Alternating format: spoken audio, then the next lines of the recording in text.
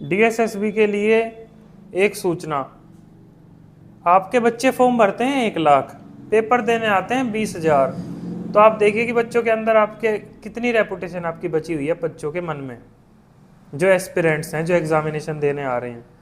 तो डीएसएसबी के लिए ये एक मैं इन्फॉर्मेशन या कुछ भी एडवाइस समझ लो, या मैं डीएसएसबी को देना चाहता हूँ कि आप बच्चों के लिए, बच्चों के भविष्य के बारे में सोचिए।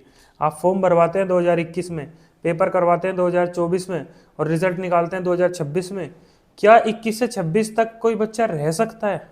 इतना ज़्यादा डिले क्या वो अफोर्ड कर पाएगा? मान लो कोई नॉर्मल मिडिल क्लास है, लोअर मिडिल क्लास जो फैमिली होती हैं, उनको ये रहता है भाई आज 12th कर ली तो 1 से 2 साल में हम सिलेक्शन ले लें। तो ऐसा कोई बिल, मैं सारे मंत्रियों से, सारे सबसे अनुरोध करना चाहता हूँ, ऐसा कोई बिल आना चाहिए।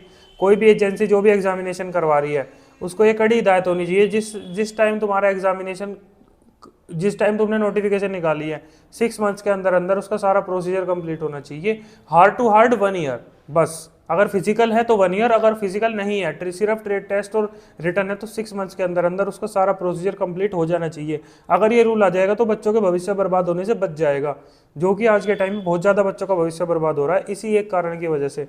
और डीएसएसबी तो इसमें बढ़ चढ़ के हिस्सा ले रही है। डीएसएसबी ने बच्चों का भविष्य बर्बाद करने का हमेशा काम करा है, हमेशा वो लेट एग्जामिनेशंस को कंडक्ट करवाती है।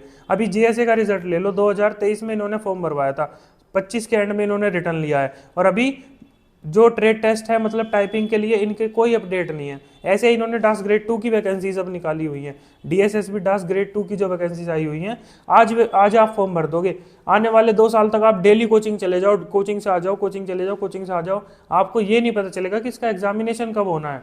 2023 में भी फॉर्म बच्चों ने भरे हुए हैं, उनके अब तक कोई एग्जामिनेशन की अपडेट नहीं है। तो डीएसएसबी को अगर कोई उनके पास स्टाफ की दिक्कत है तो वो स्टाफ के लिए डिमांड करें, उनको अपनी आरटीआई का जवाब वो देते नहीं। आरटीआई का जवाब देंगे तो ऐसे ही देंगे, भाई हाँ जी due to some administrative reasons we can not give you information.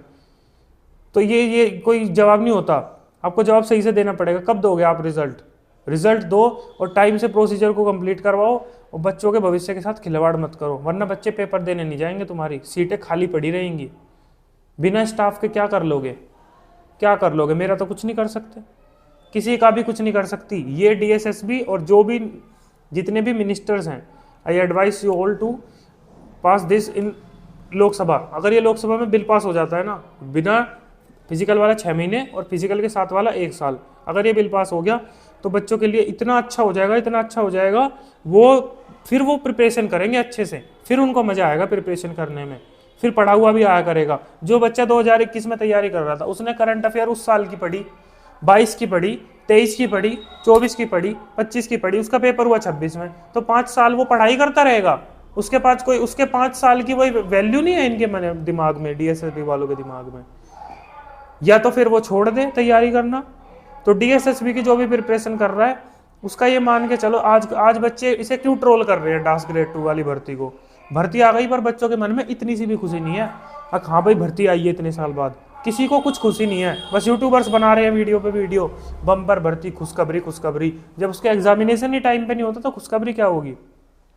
आज फॉर्म भर दिए 2026 में, पेपर लेंगे 23 में, 30 में ज्वाइनिंग देंगे 35 में। क्या करोगे 10 साल बाद ज्वाइनिंग लेके? कोई इसका महत्व बनता है 10 साल बाद का? 10 साल में कितने पैसे कमाता आदमी? साल के 10 लाख लगा लो, 1 करोड़ रुपए उसके बर्बाद कर दिए तुमने 10 साल में भर्ती प्रक्रिया को पूरा करने में। डीएसएसबी बिल्कुल गलत कर रही है, डीएसएसबी ऐसा बिल्कुल नहीं होना चाहिए। और जो एसएसबी ने फिजिकल लिया है 5 साल बाद, ये भी बिल्कुल गलत लिया है। तो बच्चे तो फेल होने ही है, 50 बच्चों के बैच में कुछ भी बच्चे पास नहीं हो रहे।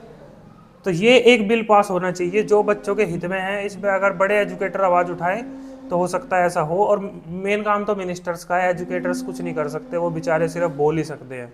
बेचारे ही कहूँगा मैं उनको, उनकी चलती तो है नहीं, एग्जामिनेशन होते नहीं, कितने कैंपेन चला ले बेचारे, कुछ नहीं होता उनके कहने से।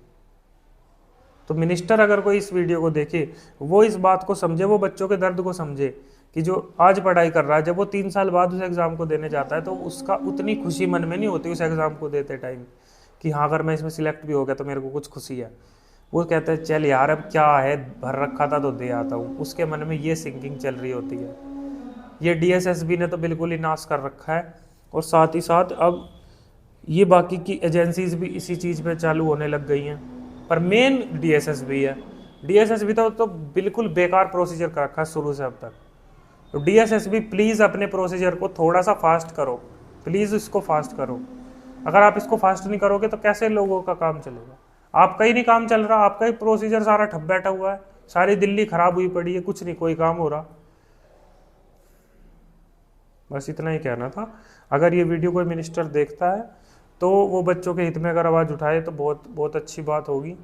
बच्चों का कुछ भला हो जाएगा, उनका कुछ भविष्य सुधर जाएगा।